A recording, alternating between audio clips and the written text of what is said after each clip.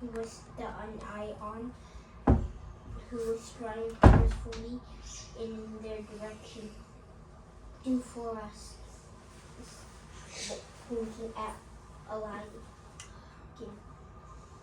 What can I do for you? Said Aladdin with a grin. This is the Count Rostov Squadron Commander, and I am your humble servant. Begging your honor, he said, putting one hand in his coat and speaking with deference, with contempt for the officer's usefulness. My mistress, the daughter of General-in-Chief Prince Nikolai Andrei Bolkonsky, who died on the 15th,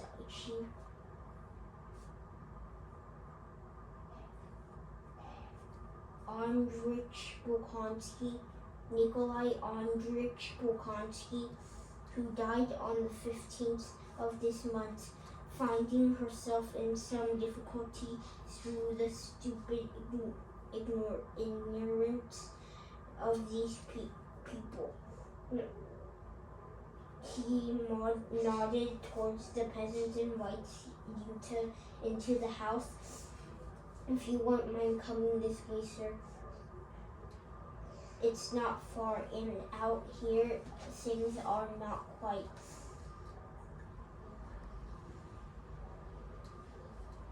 Rostov looked at Quite what? Huh? Don't skip words. Quite what? I don't know how to say this. Then ask me. Spell it. Alphatych. Alphatych? Oh, hey, Yakov Alpatich. That's a name, right? Garn Alpatich. That's his last name. Yakov is his first name, okay? Yakov. Y-A-K-O-V. Alpatich. Alpatich. Al. Patich. Patich. It's a T. Patich. So let's start with Garn Alpatich. Hey, Yakov Alpatich. You are all right then. No, wait. I'm trying to see what Alpatich. Patich. Alpatich. Yeah, okay, No, good. Try. it's Okay? I'm going to go put the ball away, okay? Who were hovering at his back leg around the horse. Garn Alpatich. Good job. Way to. Yeah. Hey, Alpatich, are you alright then? For Jesus Christ's sake, sorry, cried the peasant, beaming at him with sudden delight. Rostov looked at the drunken peasant and gave a smile. Unless your exes finds his amusing, Alpatich,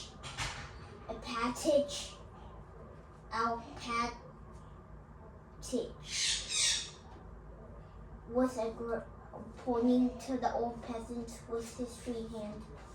No, it's very nurturing, said Rostov, and he moved the horse along. What's wrong exactly? He inquired.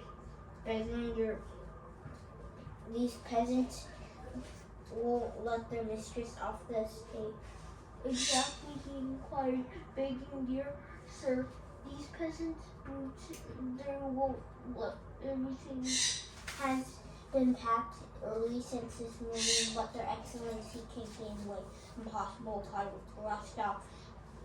I'm telling you the truth, sir. It's an honor to do so, said Alpatich. Rostov demounted, handed his horse the orderly, and walked up the house, and Alpatich, asking for further details in the point of fact, Prince Officer Lagrange, and confrontation with the deputation of peasants had brought things to such a pitch that Don finally handed in his keys.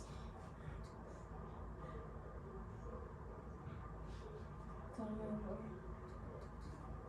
to the peasants refusing to turn up when a palace was for him at the moment when the princess had ordered the horses so they could get on the road. The peasants had a big meeting outside the farm and sent the word that they were not going to go to let Prince out the barn.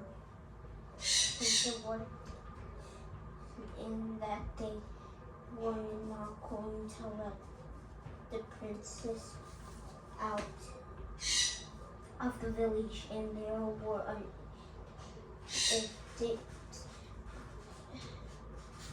people were not to move out, so they would have to unharness the horse.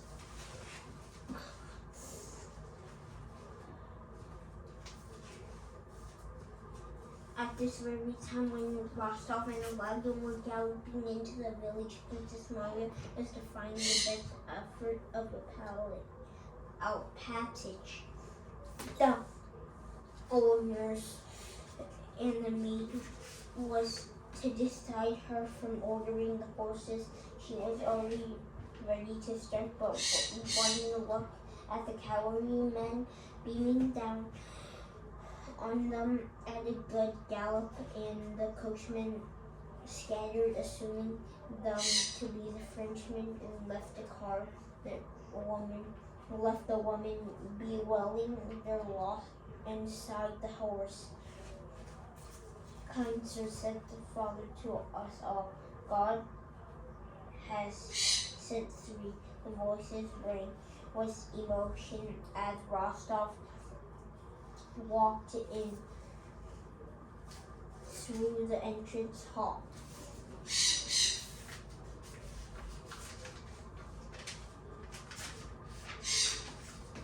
Maria was sitting in the big hall, helpless at her wits' end when Rostov was shouted to see her. She had no idea who he was and why he was here or what she would become of her. One look at the Russian face and in the general, together with every sound of his open words, told her she was dealing with someone of her own station. She glanced at him with deep, brilliant eyes and spoke through her. A determined in situation, defenseless, grief-stricken young woman, all alone and left to the mercy of a brutal peasant up in their arms, listened and watched her.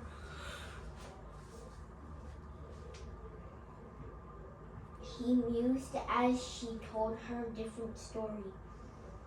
When she started to say this, her voice was shook. She turned away, worried that Rostov might think she was trying to play on his feelings, and gave him a quizzical look for apprehension. Why did we go?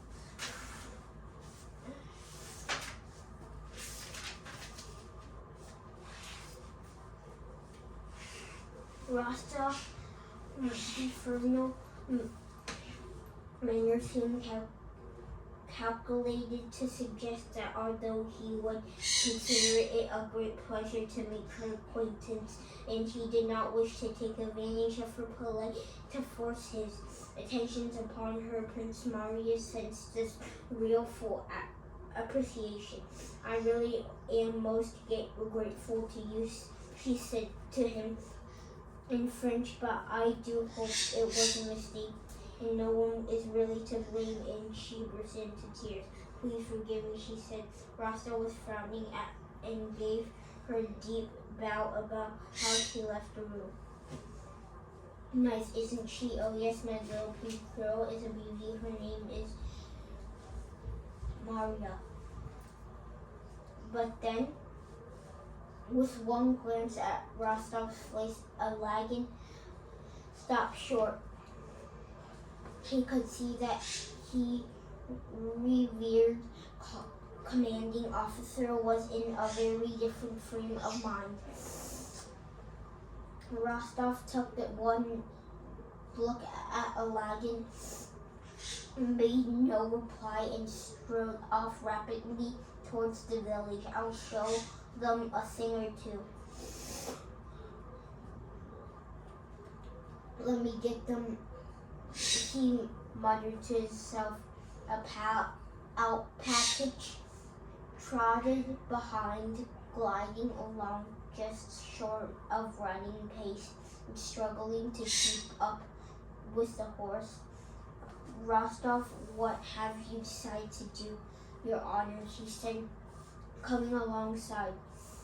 Rostov stopped, clenched his fist, and turned on Alpatich, bursting into.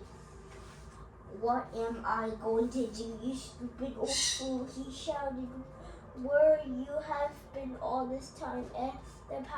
The peasants ate up their arms, awfully every man jack of you, and then, as if this was a waste of good fire and fur, he turned away and Alpatich and stormed off, swallowed his wound, pride, and gliding on behind. Still was plenty to say. He hauled Rostov. The peasants were in a very awkward mood just now, and it might be a good idea not to put their backs up without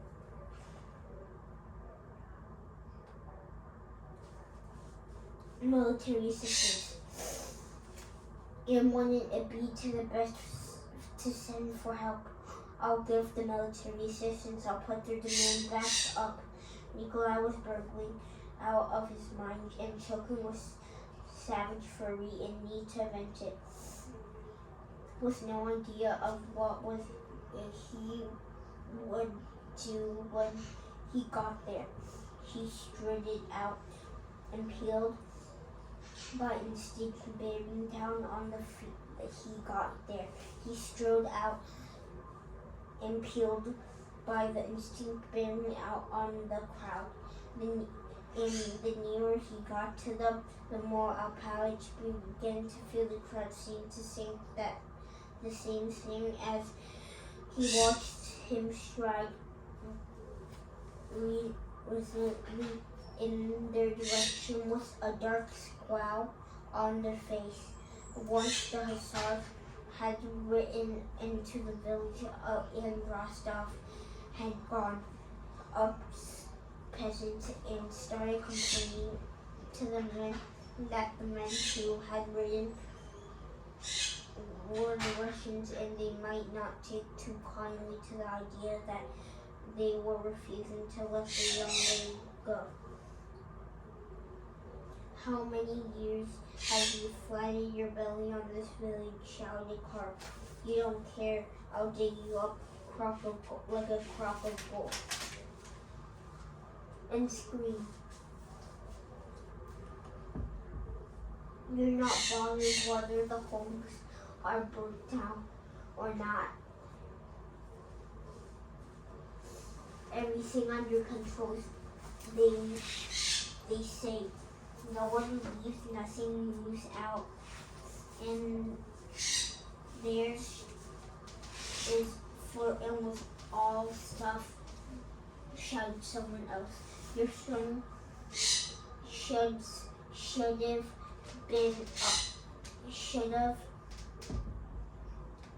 been called up, but you saw I'm right. Didn't you? Put a little old man suddenly turning on and got took and add is shaved. Oh, I don't know. We've got to die. Yes, we've got to die. I'm not one to against your community. Go against it, your father Billy on it. Two lanky peasants picked their piece when Rostov, accompanied by a lagged Lavrushka, were almost up to the crowd. Clark stuck his thumbs into the belt, stepped forward with the suggestions of a smile on his face. John did the opposite. He scooped off to the back and the crowd closed round him. "Okay there, who's your village elder?" snapped Rostov, strolling quickly up to the crowd. "Elder, what do you ask?" asked Clark. But before he could finish, his cap was sent spinning and his head jerked back from a hard punch. "Caps off, traitors," roared Rostov in a voice that told them his blood was up. "Where's the elder?" Oh, too close. Yeah, back up. Okay. Okay, finish the last paragraph you're on and then stop, okay?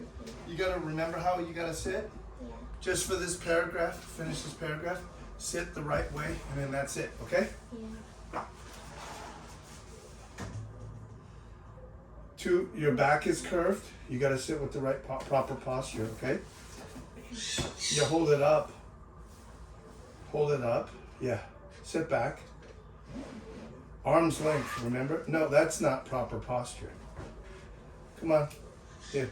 Get up. I'm gonna slide it under. Get up. There. Sit up straight. One paragraph with proper posture, please, and you're done. "Where's Okay? the elder?" he yelled fiercely. "The elder? He wants the elder." Too close. Hey, arm's length. Come on. Are your eyes bad? Is that why? No. You can't see? No. Then sit with your arms straight. You're gonna hurt your eyes and you're gonna have bad eyes like me. Do you want that? No. Then don't do that, okay? Good. Go. Read out loud one paragraph and then stop the recording, okay? And upload. "Nobody here will keeping good order," declared Tarp, and several other voices called out at the same time from the back. "It's like what the old old says. Too many giving out the orders. Don't you argue with me, you seeming swine feeders." Rostov's voice was unrecognizable, a mindless scrunch as he grabbed Carp by the collar, tied it up this man, and he shouted through there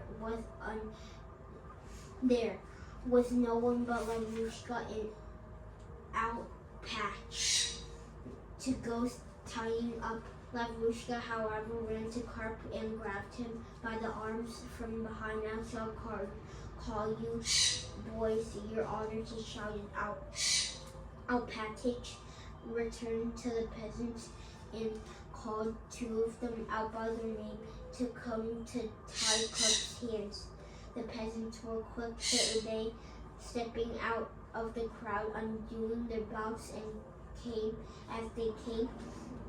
"Where's the village elder?" shouted Rostov, frowning, and stepped out too.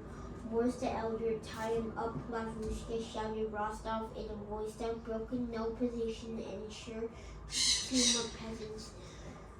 sitting about John's hands, and obligatedly took off his belt and handed it out. Good job. Go get Abby and let's go.